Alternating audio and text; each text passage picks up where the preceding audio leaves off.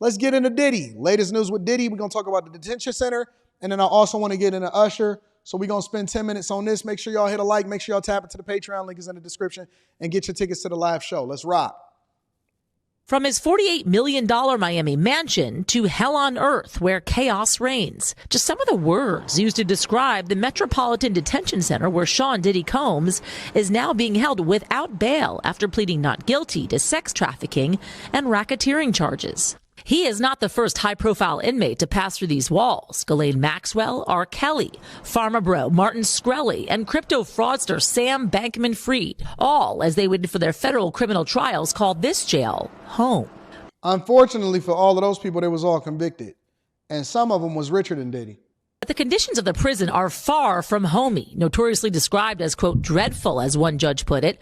Some on the bench have even moved away from sending nonviolent defendants there. In April, a group of detainees that prosecutors said were MS-13 gang members in court documents stabbed an inmate 44 times in an attack caught on camera.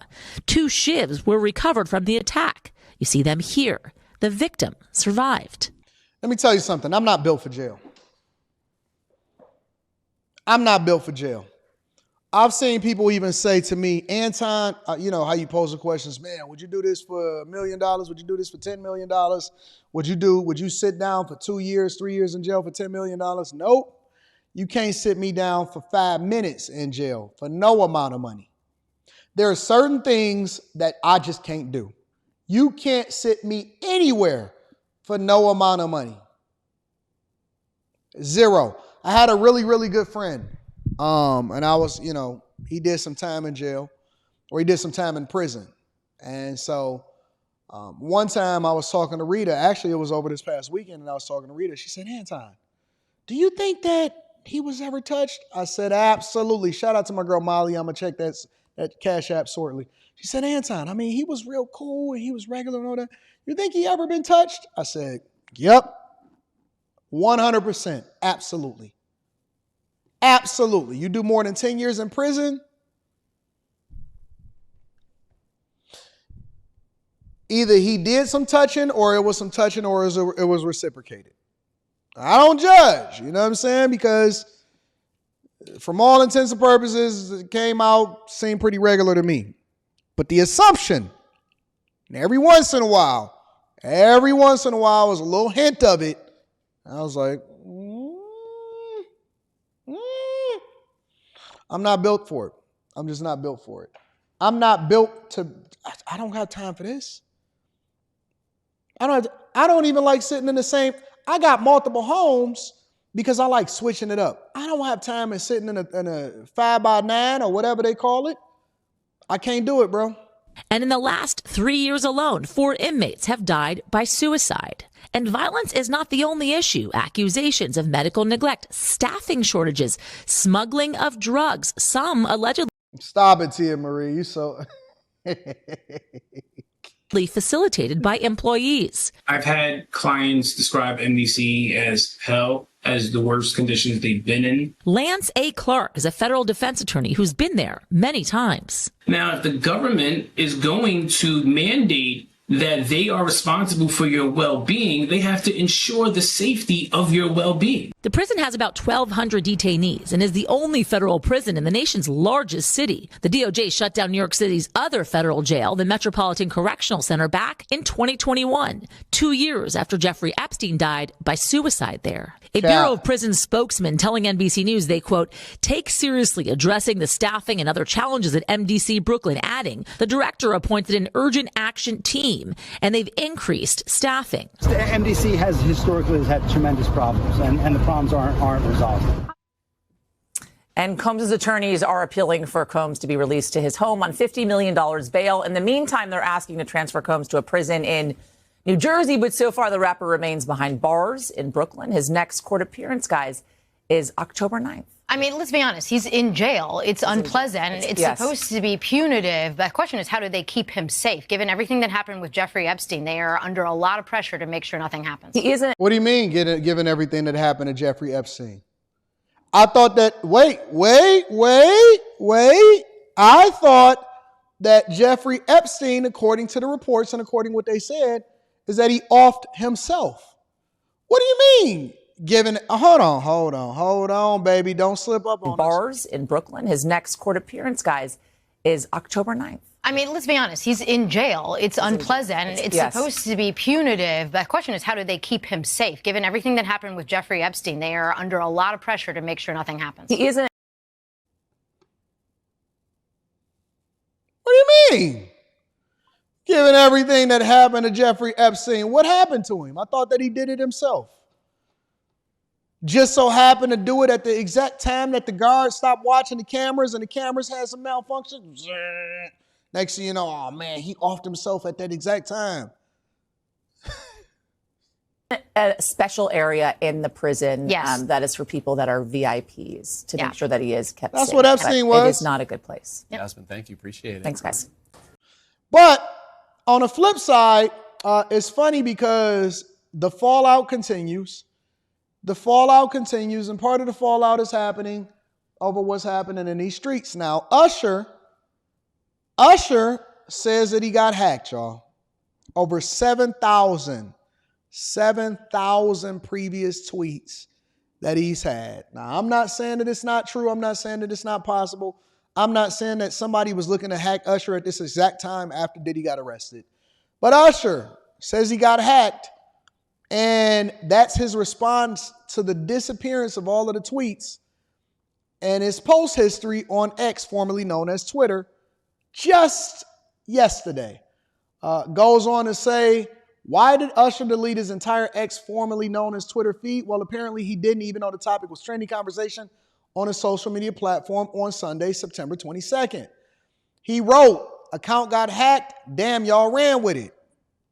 On Sunday, after commentary and theories on him deleting his history on X poured in. Previous posts on his X account also reappeared at that time. He said, see you tonight at the Intuit Dome. Usher, who mentioned the Intuit Dome in his update, is set to perform in the Los Angeles Arena for the second night in a row on Sunday. Obviously, we know his tour is popping off. Some posts from users on X on Sunday question the timing of what appeared to be a social media cleanse in light of Usher's professional relationship with music mogul Sean Diddy Combs, who was arrested last week on federal charges of sex trafficking and racketeering. Usher worked with him from a young age, and their history goes back to the singer's 1994 debut album, which Combs executive produced. Goes on to say, for decades, Sean Combs abused, threatened, and coerced women and others around him to fulfill his sexual desires, protect his reputation, and conceal his conduct.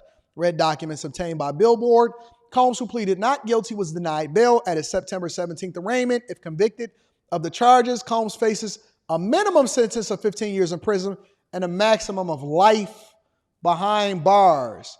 And this was the official Usher tweet right there. So here's my question for you guys, right? Because a lot of things are happening out in these streets, and people are saying, oh my God, it's mysterious, and everybody is running. Even Justin Bieber's name is coming up. A, do you believe Usher? And B, I posed this question on the Anton Daniels channel in an earlier vlog that was posted this morning. And here's my question as Justin Bieber, and we start to detail and document all of the different prison conditions, and he can't get out on $50 million bail. Here's my question for y'all. And it's going to be a different question than y'all expected. Because if Usher got with him when he was 14, and let's say hypothetically, which I'm not assuming that he did, because I believe that evidence needs to be shown, and we just can't convict people entirely based off of the court of public opinion. Always believe in the justice system, okay? Let's say Justin Bieber and Usher and all of these people, okay? Where are the parents? Where are the parents of these young people? When y'all went after R. Kelly, because y'all didn't start going after him until after the next Netflix documentary, y'all was still dancing to his music. Y'all still dancing to his music. Here's my question. Where are the parents? And how do you, regardless of whether or not you think that the person is shady or not, how do you sign your kid over and let them be a part of an industry? My number one goal as a father is to preserve the innocence of my daughter. I'm not in a rush to have her on social media. I'm not in a rush to create a YouTube channel for her. I'm not in a rush to have her working out in these streets. I know that a lot of teenagers, they get jobs and stuff earlier, and specifically for girls, right? I am never in a rush, ever, because I don't believe Usher at all. And it don't matter if I believe him or not. I am never in a rush to push my daughter out the door. And I don't understand it. I don't understand how Bow Wow's mom gave her son over to Snoop and Death Row and all of them and Suge Knight and said, make him into a star.